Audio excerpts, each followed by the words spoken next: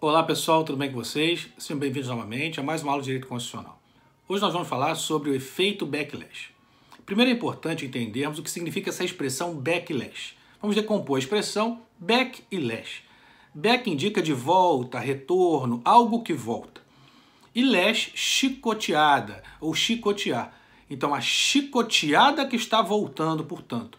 Indica, em outros termos, uma reação a algo que se fez. Você faz algo e recebe de volta o troco, como a gente diz no dia a dia, né? Ou melhor, mais tecnicamente, se você quiser, terceira lei de Newton. Toda ação tem uma reação em sentido contrário, portanto. Seria esse backlash, que a gente vai, no direito, chamar de efeito backlash.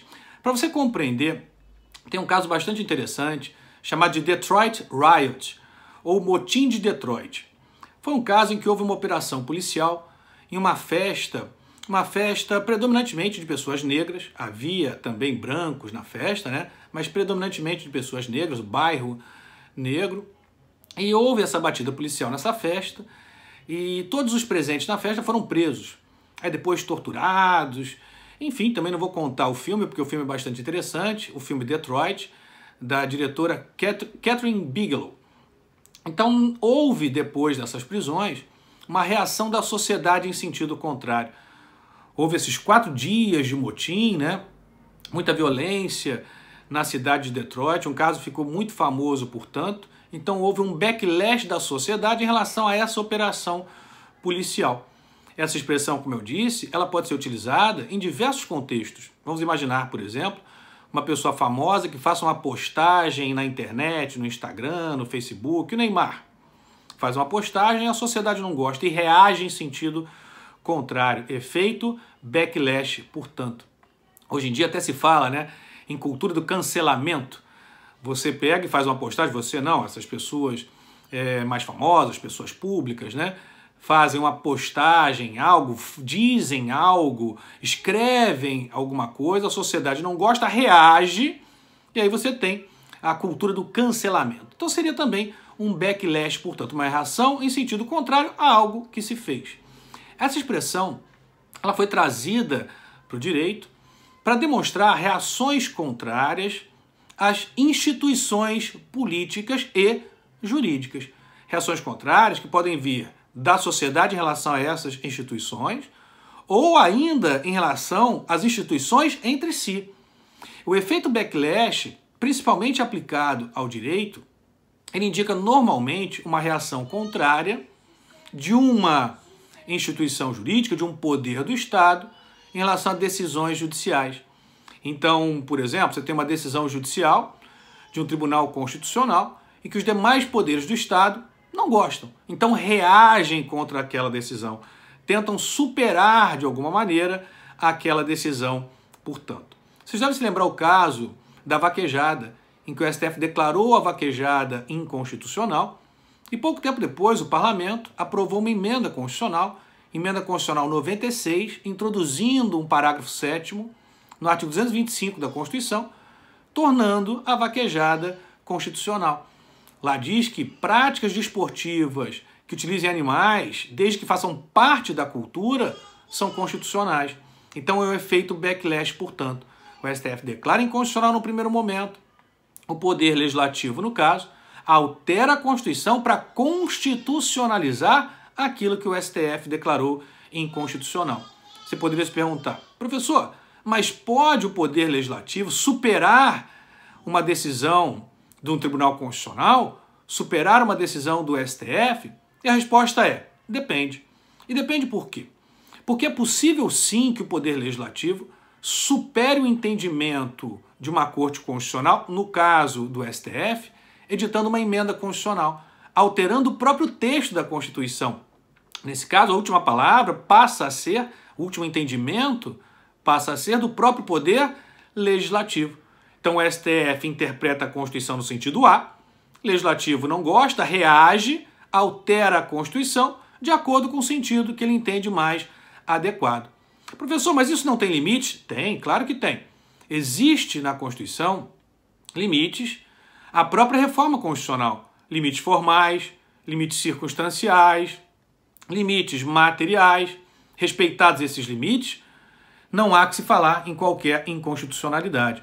E mais ainda, a gente tem que lembrar que as cláusulas pétreas, limites materiais à reforma da Constituição, elas fazem parte do chamado núcleo mínimo da Constituição.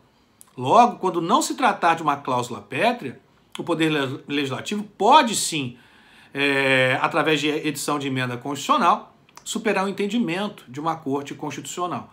Sendo cláusula pétrea, claro, a última palavra ela vai ser do STF, a emenda poderá inclusive ser declarada inconstitucional.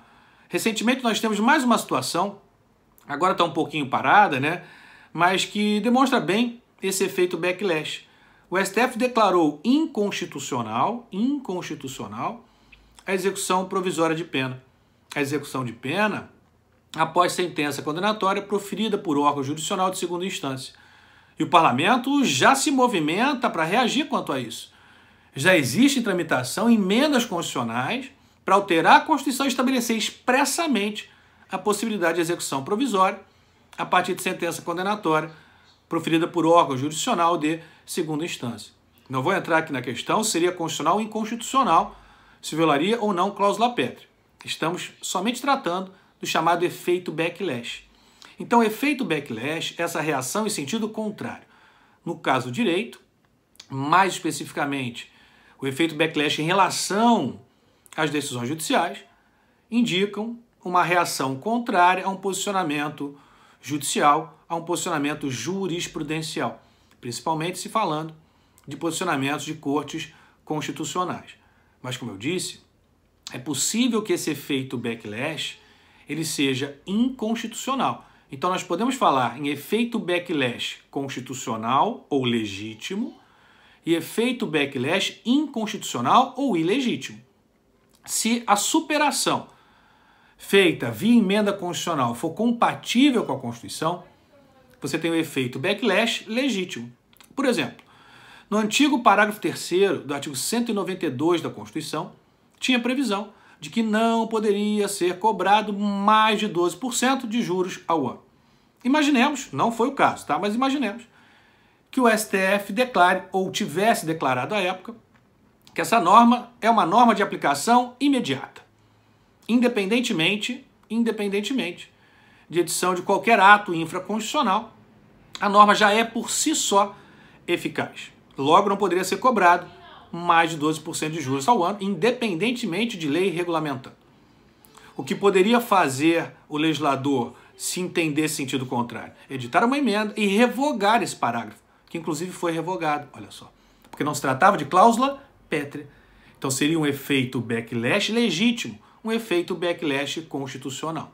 Agora, se a emenda constitucional ela possuir algum vício formal e principalmente um vício material, você terá o efeito backlash ilegítimo ou efeito backlash inconstitucional, portanto.